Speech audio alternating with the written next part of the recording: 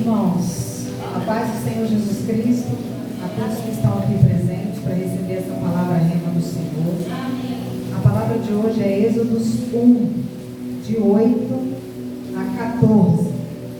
Êxodo, o livro de Shemot, do verso 8 ao 14. Amém? Vamos nos colocar de pé, em honra e reverência à palavra do Senhor. Senhor Deus, nós te louvamos, te bendizemos, ó Pai, porque Tu és santo. Senhor, Tua palavra diz que Tu és o Deus Altíssimo, o único caminho, a verdade e a vida. Ninguém vem ao Pai a não ser mediante Ti, Jesus Cristo de Nazaré. Tu és o nosso Salvador, Tu és o nosso libertador. Tu és o Deus que cura, Tu és o Deus que sara. Tu és o Deus maravilhoso, o príncipe da paz, o grande eu sou, aquele que era, que é e que há de vir. Senhor Deus, nós te pedimos nessa hora, vem com a Tua presença poderosa sobre esta casa de oração. Senhor, vem nos encher com a Tua presença, Teu Espírito Santo, em nome de Jesus. Dá-nos também o Teu poder, poder de ministrar palavras de graça, Pai, poder de cura, poder de libertação, Senhor, de expulsar demônios, libertar cativos e oprimidos, Pai, porque assim está escrito na Tua palavra, e toda autoridade lhe foi dada nos céus e na terra, e de portanto batizamos todas as nações em nome do Pai, do Filho e do Espírito Santo, e fareis coisas maiores em meu nome, porque o nome de Jesus é poderoso. Senhor, faça a diferenciação entre a luz e as trevas neste lugar. Que o Senhor cresça, Pai, e que a Tua palavra rema seja ministrada em cada coração. É o que eu te peço agora em nome de Jesus. Em nome de Jesus, amém. Irmãos, a palavra de Deus em Êxodos 1, de 8 a 14, diz o seguinte. Fala sobre a opressão do Egito. Levantou-se sobre o Egito um novo rei, que não conhecia nada sobre a vida de José. Então proclamou ele ao seu povo: eis que o povo dos filhos de Israel tornou-se mais numerosos e mais poderosos do que nós. Vinde, tomemos sábias medidas a fim de impedir que ele cresça ainda mais.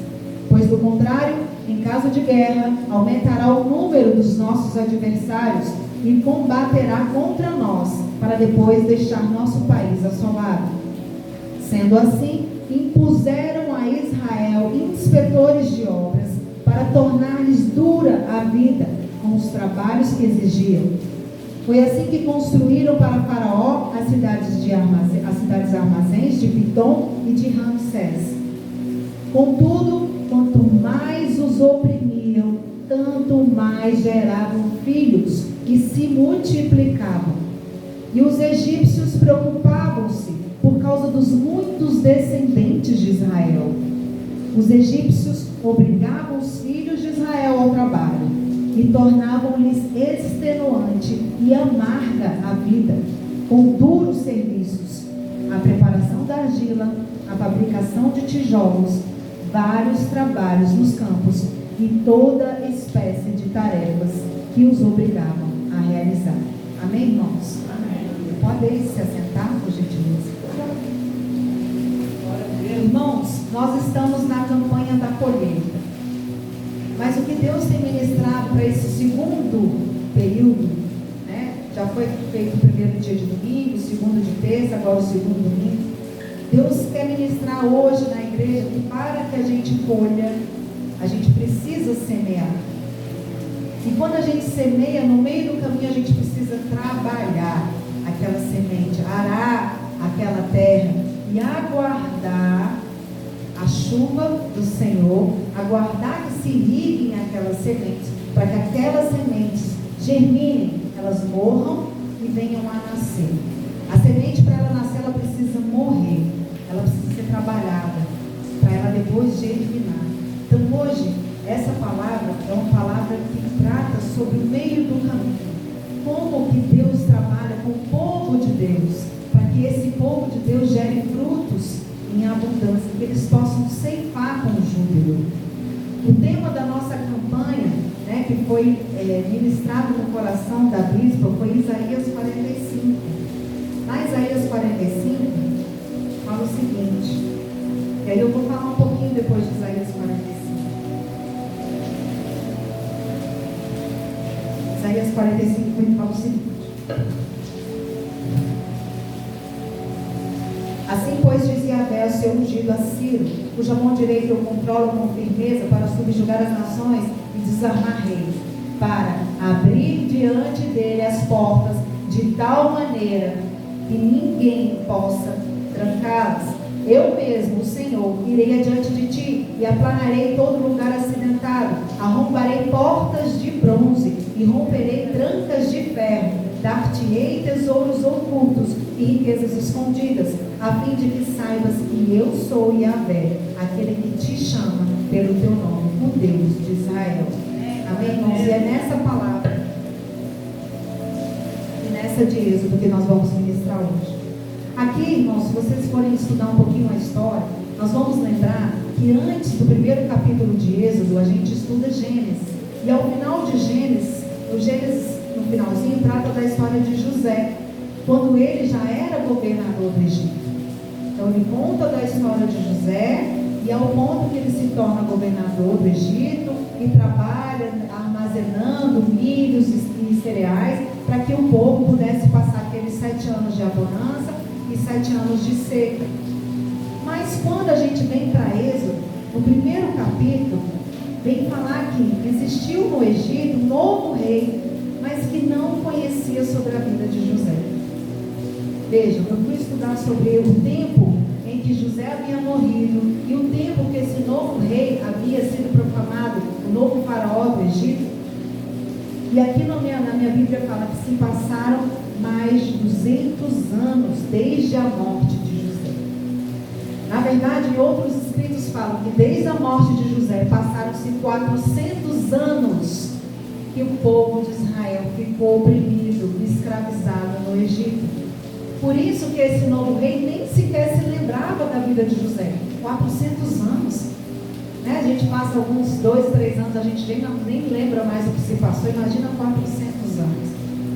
Só que Deus havia dado uma promessa para Abraão, para Isaac, para Jacó, de que Abraão, quando olhasse para as estrelas do céu, iria ver sobre aquelas estrelas uma nação que seria construída através de sua descendência. E ele fala: Abraão, a tua descendência será maior que as estrelas do céu, se é que você pode contar. E uma das leis do Senhor é que a palavra de Deus não volta atrás. A lei do Senhor, ela não muda. Eu estudando outros livros que falam sobre a lei de Deus, a lei de Deus ela é tão exata e ela não muda, assim como é a própria natureza. Assim como todas as plantas, todas elas, do início dos tempos até o fim, elas cumprem exatamente o mesmo ciclo. Elas têm uma semente que é botada na terra, nessa terra ela morre para germinar, e aí sobe, né, cresce uma haste, depois vem umas folhas, depois vem os frutos e ela vai crescendo. Toda semente vai cumprir o mesmo ciclo, não muda, nem antigamente e nem no final. E assim é também a lei do Senhor. Quando Deus promete algo ao seu respeito, o povo pode sumir, as circunstâncias podem mudar, mas o propósito de Deus, a palavra de Deus e o que Ele decretou na sua vida, isso não muda jamais. Não muda jamais. Um exemplo disso é o próprio Moisés. Moisés tinha um propósito. E Deus, na verdade, tinha um propósito para Moisés que sequer tinha nascido. Deus havia escolhido uma semente para nascer entre pais da tribo de Levi, que eram são os filhos de Jacó, da descendência de Jacó. E Deus fez uma semente germinada a uma mãe levita, de um pai levita, para que ele fosse o libertador de Israel. E ele cresceu e Deus fez tantas coisas conforme o seu propósito. E ele cresceu como filho de uma princesa do Egito, a filha do faraó. Mas no meio do caminho Moisés pratica algo que abominava aos olhos do Senhor. E atrapalha aparentemente o propósito que era para se concretizar de uma forma mais rápida. Ele atrapalha, se é que assim pode se dizer, por 40 anos a libertação do povo de Israel. Porque ele mata uma pessoa no meio do caminho. Ele sentiu tanta ira na sua história de ver o povo sendo massacrado pelos egípcios, que de tanta ira ele pega e acaba matando um egípcio. E por isso ele teve que fugir, por isso que ele teve que ir para outra terra.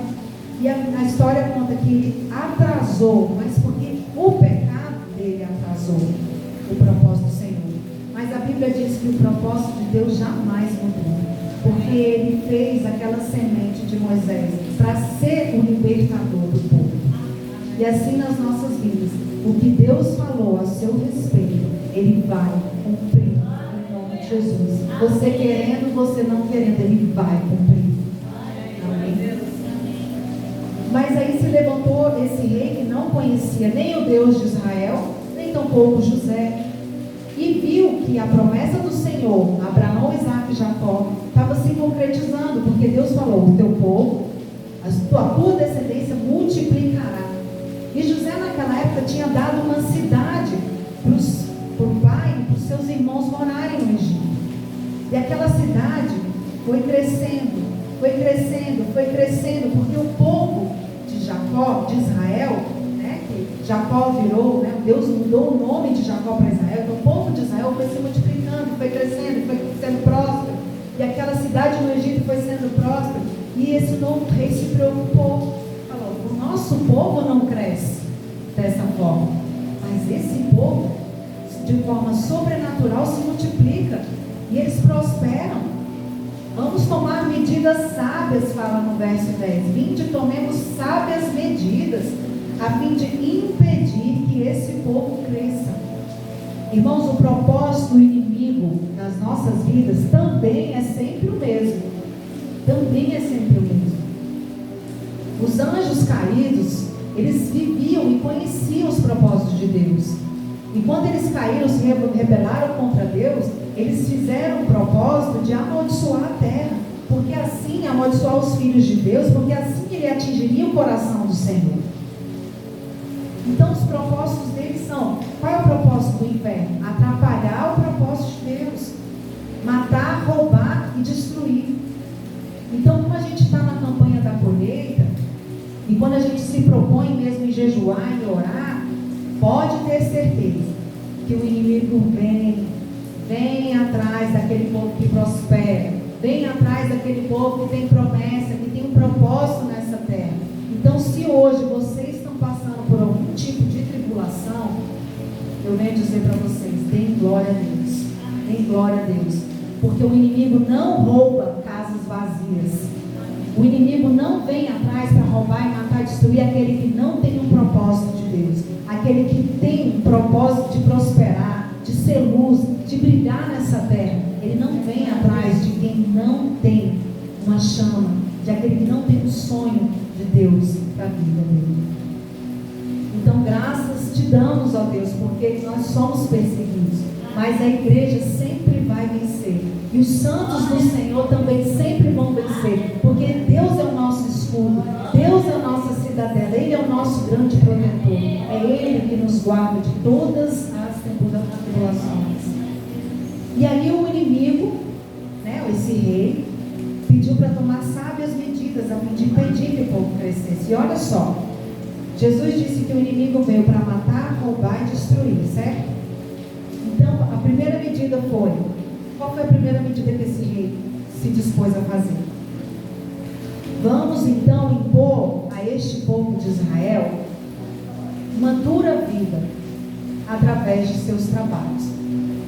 Olha só, esse povo já era escravo no Egito, e a gente sabe que a vida de um escravo já não é fácil, mas esse rei resolveu tornar mais dura ainda a vida daquele povo de Israel, colocando trabalhos mais árduos, né? Mais punições, mais prisões, mais escassez de alimento.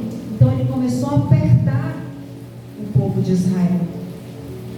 Mas olha o que fala no verso 12: contudo, quanto mais os oprimiam, tanto mais geravam filhos e se multiplicavam. E os egípcios se preocupavam, porque eles apertavam, faziam dura a vida do povo de Deus, mas o povo de Deus tinha o Deus dos exércitos. E aquele povo, quanto mais apertado honrado, mais ele crescia, mais ele se multiplicava de forma sobrenatural. Tem um estudo que mostra sobre o azeite de oliva, que mostra quanto mais você prensa o fruto da oliveira, quanto mais você aperta, mais ela jorra óleo, o azeite puro da oliveira, o azeite puro de oliva. E assim é o povo de Deus. O inimigo pode tentar roubar, pode tentar matar, pode tentar oprimir, mas o povo de Deus, quanto mais oprimidos, mais o Senhor dos Exércitos vem em nosso socorro.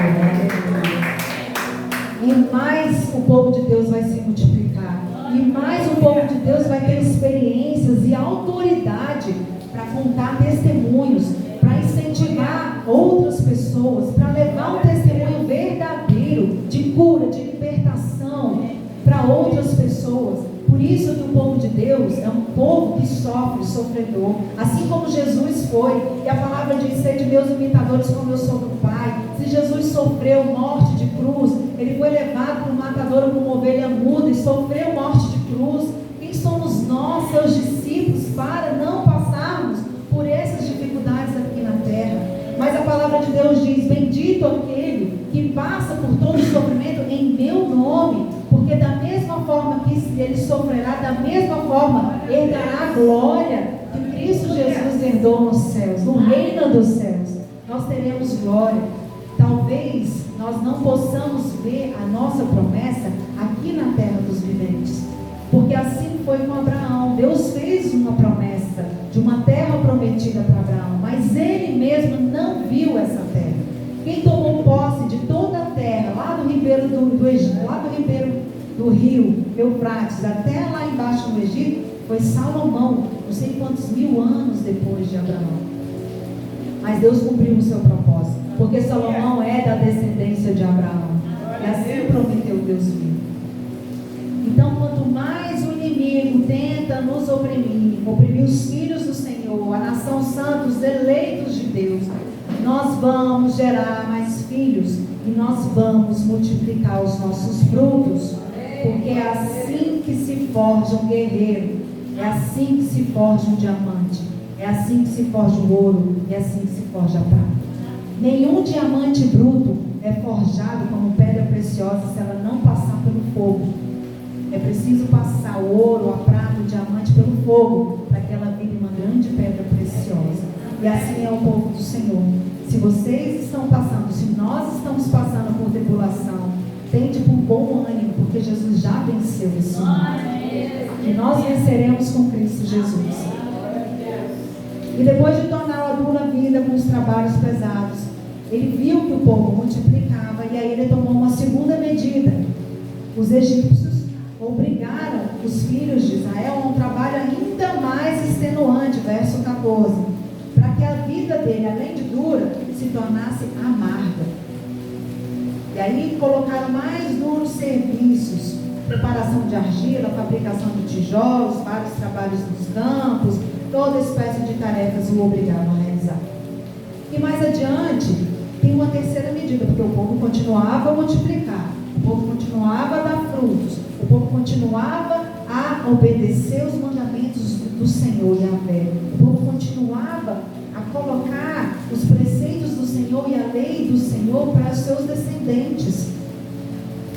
E aí a terceira medida desse rei foi: ele encontrou as parteiras que faziam os nascimentos das crianças, né, dos hebreus, e disse a elas, uma chamava Cifra e a outra chamava Pua, disse a elas, para matar todas as crianças que forem meninos, somente deixando viver as meninas. E aí a história vai contar que essas parteiras, elas tinham que obedecer o rei, mas elas temeram antes o Deus de Israel, daquele povo que se multiplicava de uma forma sobrenatural. E aí elas não mataram as crianças, elas resolveram obedecer a Deus de Israel. Só que elas obedeceram sabendo que elas iam morrer, porque assim que o faraó soubesse que os meninos estavam nascendo, as crianças homens, elas iam ser chamadas, e foram chamadas à frente de faraó. Mas Deus deu a elas uma sabedoria sobreexcelente, de forma que faraó perguntou: por que os meninos estão vivos? O que está deu uma ordem, e aí Deus deu uma justificativa. Não, Senhor, é porque as mulheres dos hebreus não são como as egípcias. Elas são cheias de vida e vigor. E antes que as parteiras cheguem às suas casas, elas já dão a luz. Então não tem como matar os meninos. E Deus deu essa estratégia. E os meninos nasceram, entre eles Moisés. Mas de novo, quarta medida, o faraó não contente, veio e disse mais uma ordem. A ordem de faraó foi: a todos os meninos que nascerem agora, de hebreus, lançareis no rio Nilo, mas a todas as meninas deixareis viver. Então, irmãos, essa passagem mostra como o inimigo sabe que quando o povo de Deus é um povo escolhido, quando o povo de Deus tem um propósito, ele vem com força. Aqui ele veio dando quatro ordens contra o povo de Israel. E assim a todo tempo. Se você está passando tribulação atrás de tribulação, dificuldade atrás de dificuldade, pode ter certeza que ali você tem um propósito, que uma luz, uma chama do alto trono dos céus brilha em você, de forma que o inimigo quer tentar roubar aquele propósito, aquela sua colheita. E aí basta o povo do Senhor acreditar, crer fielmente que Deus não muda a sua palavra. Crer que Deus está mandando a chuva, como Ele manda a chuva de hoje, para regar todas as nossas sementes. E eu digo mais, em Salmo 126, fala assim: aquele que semeia com lágrimas, colherá com grande júbilo. E essa é uma lei do Senhor, porque nenhuma semente de morango vai dar uma árvore de limão. Jamais isso vai acontecer. Se você semeia amor, se você semeia retidão, se você semeia obediência, se você semeia a palavra do Senhor, se você semeia cura, libertação, carinho, fraternidade, você jamais vai colher limão, jamais vai colher desavença, jamais vai colher injustiça. Não da parte do Senhor. Não da parte do Senhor. O inimigo vai tentar te roubar a alegria, o inimigo vai tentar roubar a sua fé, o inimigo vai tentar provocar ardis e várias armadilhas para você desviar. Mas Deus não muda e jamais mudará o propósito que tem na sua vida. Uma planta, uma semente de morango vai gerar morango. E uma semente, por outro lado, de limão vai gerar limão. Se você planta uma semente ruim, uma semente de pecado, uma semente de rebeldia, uma semente de dissensão, de facção, uma semente de concupiscências da carne, de bebedice, vícios, prostituições, mentiras, enganações, você vai colher o fruto da sua semente. Não tem como nascer. Essa é a lei da semeadura. E essa lei não muda. Nem ontem, nem hoje, nem amanhã. Amém? Amém, Jesus. E nessa promessa, depois de tanto sofrer, e aí vem a segunda parte. Eu queria convidar a igreja para nos próximos cultos trazer um caderninho e anotar. Porque a palavra de Deus, ela é a chave para libertar, para salvar, para curar. E ela tem várias, como eu brinco, receitas de bolo. A primeira delas é essa: se você está sofrendo tribulação, tenha bom ânimo, é porque você está no caminho certo. O inimigo não rouba casas vazias. Isso é bom para a gente nunca mais esquecer dessa frase. O inimigo não rouba casas vazias. A segunda chave do povo foi que 430 anos de opressão, o povo não se esqueceu do Deus de Abraão, de Isaac e de Jacó. E aquele povo, ainda que oprimido, ele se multiplicava porque ele orava. E aí eu quero que vocês abram a Bíblia de vocês em 2 Crônicas 7,14, que fala mais ou menos assim: se meu povo, que se chama pelo meu nome, se humilhar, se arrepender e me buscar, eu dos céus os ouvirei e sararei a sua terra. Aleluia. E aí eu quero que vocês abram, porque em 2 Crônicas 7,14 ele fala: se o meu povo é o povo de Israel. Mas em 2 Crônicas 6:32 vai estar escrito assim. Quem achou, lê para mim, por gentileza. 6:32-33. Assim também, ao estrangeiro que não for seu povo de Israel, mas que é terras remotas, por amor do teu grande nome e da tua poderosa mão e do teu braço estendido, vindo ele e orando nesta casa, então, consegue? É isso mesmo.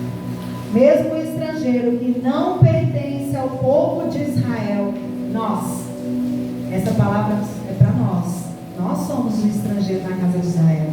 Mesmo o estrangeiro que não pertence ao povo de Israel e que veio de uma terra distante por causa do teu magnífico nome, da tua mão poderosa e do teu braço forte, quando ele vier e orar voltado para esta casa, o Senhor ouve dos céus, lugar da tua morada de habitação, e atende também a súplica daquele que não é nascido judeu, a fim de que todos os povos da terra conheçam Yahvé, o teu nome, e te obedeçam com amor e reverência. Amém, irmãos?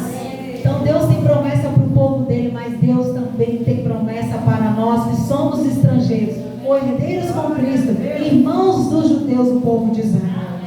E aí aquele povo resolveu orar. De 400 anos de opressão, eles se voltaram para Deus e começaram a orar, e jejuar, e clamar. E aquele clamor e aquela súplica, assim como está escrito aqui em 2 Crônicas 6 e 2 Crônicas 7, Deus do céu ouviu aquela oração daquele povo, as súplicas do povo. Ele viu o sofrimento do seu povo e dos céus mandou providência. Ele deu ordem aos seus anjos a respeito daquele povo. Assim como hoje está escrito em Salmo 91, o Senhor dá ordem aos anjos ao nosso respeito, para nos guardar em todos os nossos caminhos, para que não nos deixe nos desviar nem para a direita nem para a esquerda, nem tropeçar em alguma pedra. Ele deu ordem aos anjos para que fosse aquele povo liberto da opressão. E assim Deus plantou uma semente que foi chamada de Moisés, o libertador do povo de Deus. E assim, irmãos, se você hoje nessa campanha tem um pedido, clame a Deus.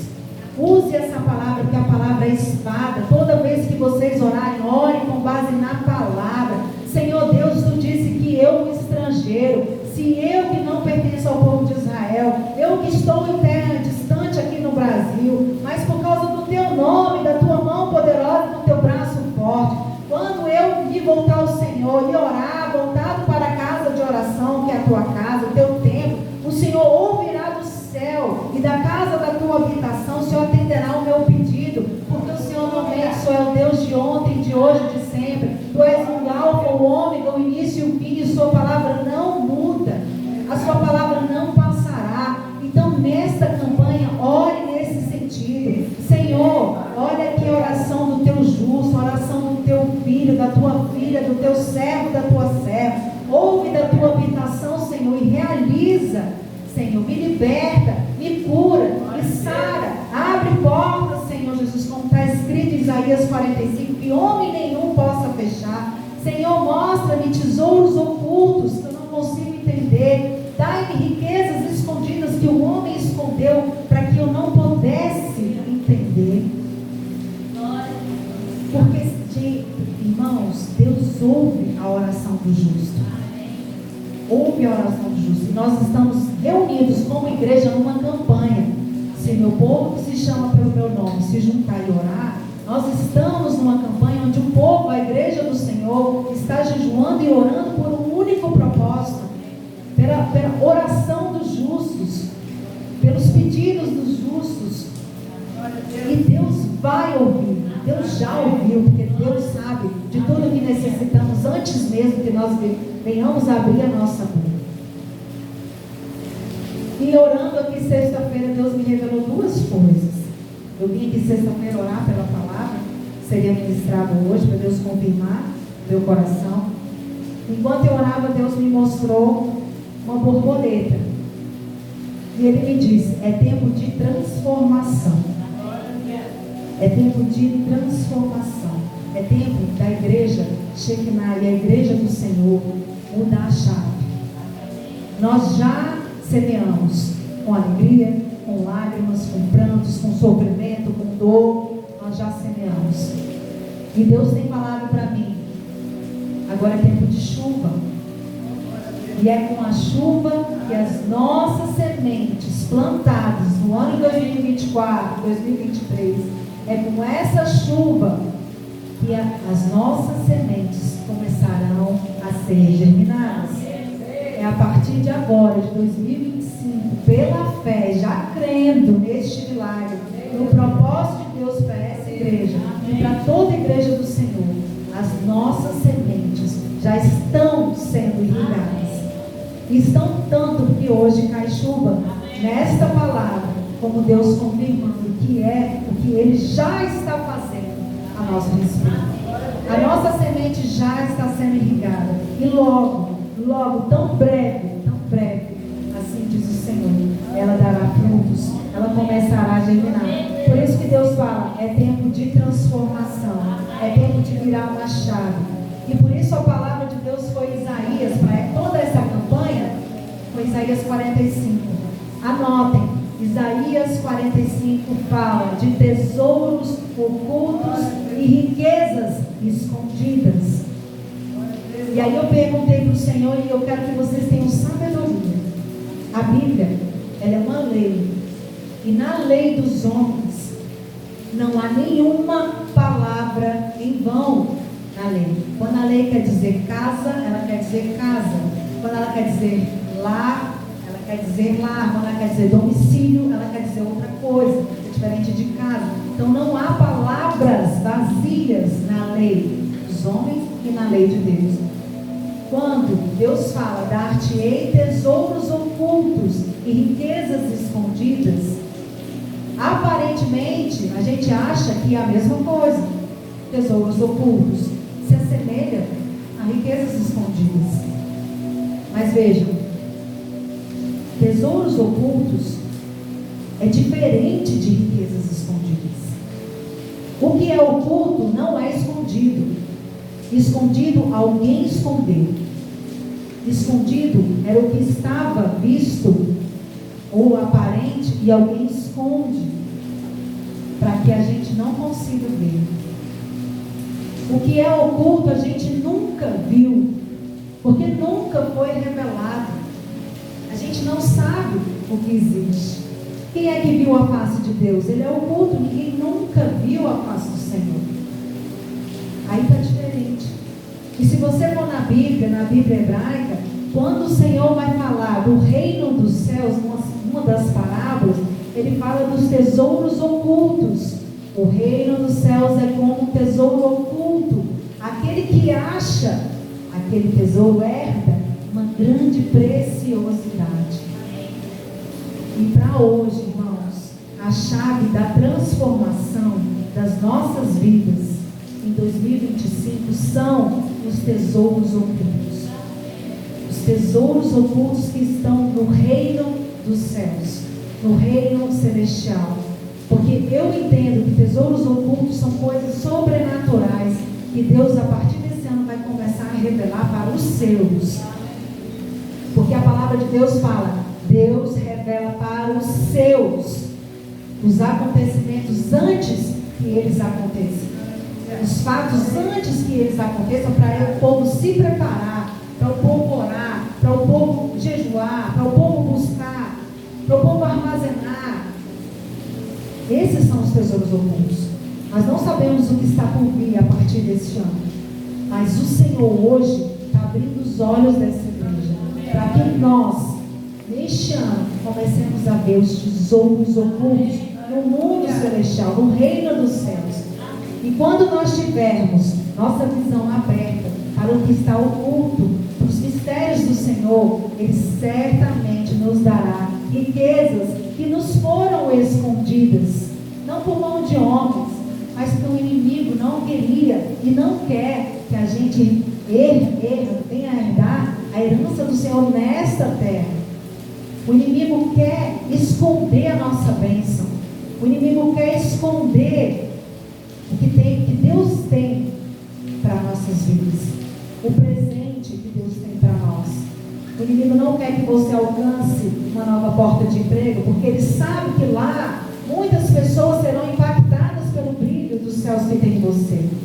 O inimigo não quer que você mude da sua casa, porque ele quer te oprimir como escravo naquele lugar, porque sabe que quando Deus abrir uma porta de uma nova casa, lá você vai prosperar.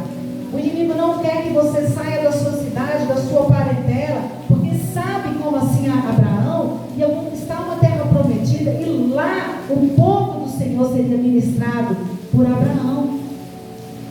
Então ele quer te oprimir no lugar onde você está, na sua casa, no seu trabalho, na sua família. O inimigo quer te aprisionar. Isaías 45 diz: eu irei adiante de ti, aplanarei todos os caminhos acidentados, derrubarei portas de bronze e quebrarei trancas de ferro. Irmãos, para que a gente alcance essas 7 bênçãos que está em Isaías 45, se vocês forem ver as 7 chaves em Isaías 45, que é o tema da nossa colheita, ele fala de unção que está sendo derramada sobre essa igreja. Ele fala de poder, ele fala de portas que serão abertas e que homem nenhum fechará. Ele fala, Isaías 45, ele fala de aplanar todo lugar acidentado. Se nós estivermos caminhando em algum lugar tortuoso pelo pecado, ele vem e aplana aquele lugar. Ele vem e corrige aqueles que amam, diz a palavra. Está escrito, o Senhor corrige aqueles que amam. O Senhor não castiga o seu povo, Ele corrige o seu povo, por amor a Ele. E Ele fala aí, arrombarei portas de bronze e romperei trancas de ferro. Quando o Senhor fala arrombarei portas de bronze e romperei trancas de ferro, Ele está falando de libertação. Libertação. Irmãos, prestem atenção. Essa libertação é nossa, é minha, é sua, não é de mais ninguém. É uma libertação nossa, interior, das nossas emoções, uma libertação dos nossos pecados, das maldições hereditárias. É uma libertação de tudo que vem nos prender para não alcançar essa porta que Ele já abriu lá na frente. Porque eu não posso alcançar a porta se eu estiver presa a grilhões. Por mais que eu tente ir, a corrente não vai me deixar avançar. E a porta de bronze não vai me deixar passar. É preciso Deus vir quebrar esses grilhões para que eu possa arrombar portas de bronze, para que eu possa chegar e passar por essa porta que já foi aberta para o povo de Deus. Então hoje Ele está dando tesouros ocultos para mostrar para cada um onde estão os nossos grilhões. E Deus está curando, libertando, nos libertando de todos os nossos cativeiros. Porque Deus tem preparado uma nação santa, tem preparado os remanescentes para voltar para a casa de Israel. Porque o terceiro templo será construído e o Senhor está voltando e nós somos os remanescentes. Nós é que vamos, junto com a igreja, herdar o reino dos céus. Seremos arrebatados, mas levaremos muitos, porque esse é o propósito de Deus. O propósito maior do Senhor é reconciliar o ser humano com o Pai. E nós seremos instrumentos dessa reconciliação. Por isso nós precisamos dessa libertação. Deixar o pecado para trás. Deixar as pessoas, coisas que nos aprisionam. Às vezes a gente está num emprego, numa casa, num lugar onde a gente está muito acomodado. Mas, irmãos, Eu quero que você, se for o seu caso, se você estiver em algum lugar acomodado por causa de dinheiro, por causa que está muito bom, eu não quero estudar, tenho preguiça, não quero mudar de cidade porque não tenho condição, eu quero suscitar vocês um desafio. Eu quero que vocês comecem a orar. Senhor, quebra todos os grilhões da minha vida. Tire tudo que não vem de Ti, tudo que me impeça a chegar nessa porta que o Senhor já abriu para mim. Porque os planos de Deus são muito, muito maiores do que os nossos planos. Os planos de Deus são muito maiores, são extraordinariamente maiores do que sequer possamos imaginar. Então eu quero o que Deus quer para mim. Porque o que eu quero para mim mesma é muito pouco em relação ao que Deus quer para a minha vida. E se é assim para mim, é assim para vocês.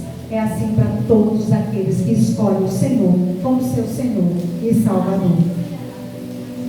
Então é tempo de transformação. E logo em breve, com as chuvas do Senhor, nós vamos florescer. O povo de Deus só prospera quando está dentro do propósito de Deus. E isso, Ele está abrindo os nossos olhos para nos dar os tesouros ocultos e as riquezas escondidas, que foi prometida no início dessa campanha. E por fim, para que vocês acalmem os corações de vocês, eu queria que alguém abrisse, que vocês abrissem Deuteronômio 8:2, para vocês entenderem o propósito de Deus nas nossas vidas. Deuteronômio 8:2. Finalzinho. Ele diz o seguinte: trazei sempre viva em tua memória a maneira como Yahvé, o teu Deus, te conduziu. Prestem atenção. A maneira como Yahvé, o teu Deus, o nosso Deus, nos conduziu por todo o caminho aonde? No deserto. No deserto. O deserto é a escola do Senhor.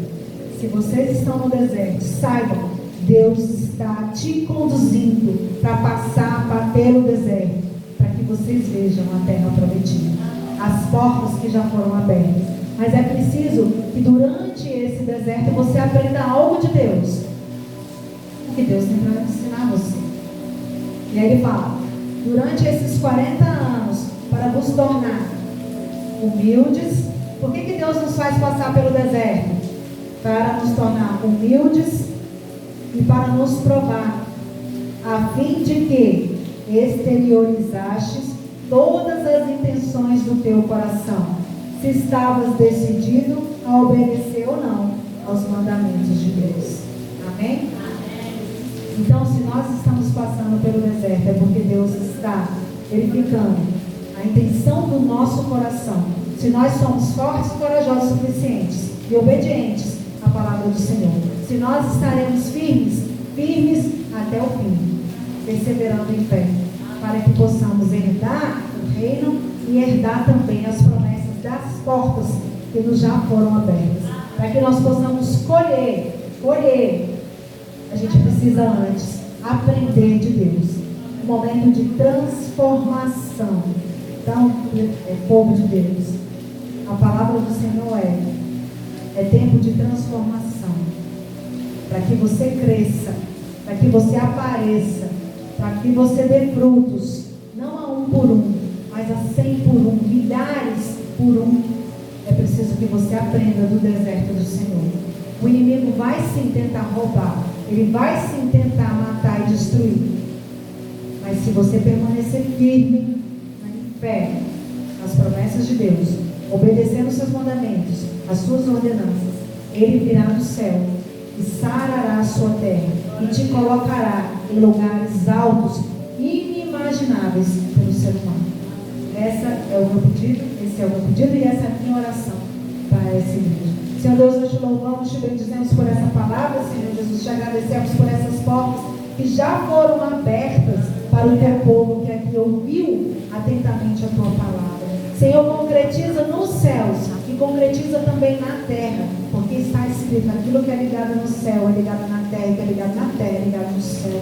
Senhor, presta-te, ó Deus, do teu povo, realiza os desejos do coração de cada um, se esses desejos estiverem de acordo com o teu propósito nos céus.